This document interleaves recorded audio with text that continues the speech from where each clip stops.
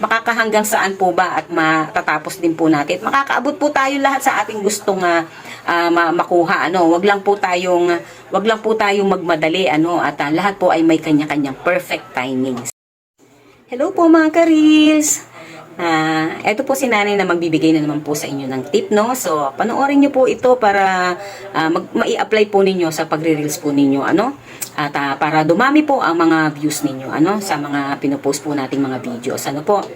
Kayo po ba ay minsan po kayo, naguguluhan po kayo kung anong oras po kayo magpo-post ng mga reels po ninyo or long form video po, Pero ito po sa atin, karamihan po dito sa atin sa Pilipinas, kasi po pwede po tayo mag-post po sa umaga.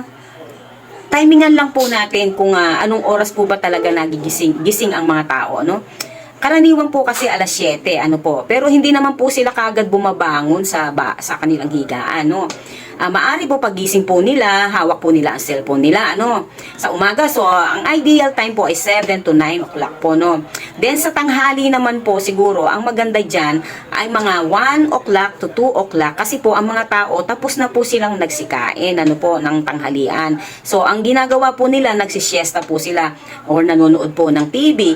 Maari po sa oras na yun, nag-i-scroll po ng cellphone, And then, sa gabi po, ganun din po naman, Pagka-timingan po din natin na sila ay bago matulog from 7 to 9 o'clock po dito po sa atin sa Pilipinas pwede pong bago po sila matulog, lalo na po sa gabi, ang haba-haba po talaga ng oras, nag-i-scroll po ang mga yan bago matulog, Kumbaga nagpapaantok po, habang po nagpapaantok, nag-i-scroll po sila ng kanila pong cellphone. So ang maganda pong idea po pang 9 o'clock to 10 o'clock po. 8, ganyan po. Basta tapos na po silang kumain, talaga pong lahat po yan, sabay-sabay po naghahawak po ng cellphone. So, yan po yung mga ideal oras po na pwede po tayong mag-upload po ng ating mga videos. Kasi ako po, karanasan ko po yan, So, ang mga videos ko po maraming views, po.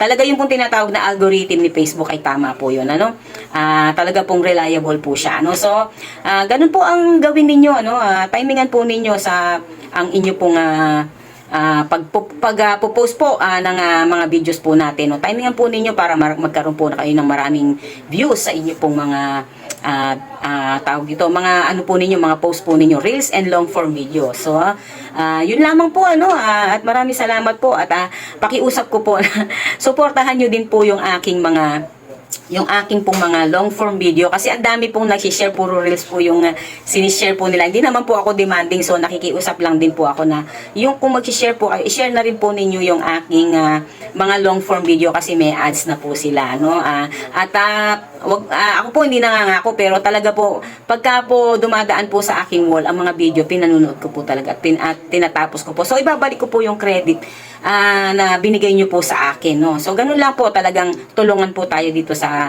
ating pagre-reels para sabay-sabay po tayong umangat, po.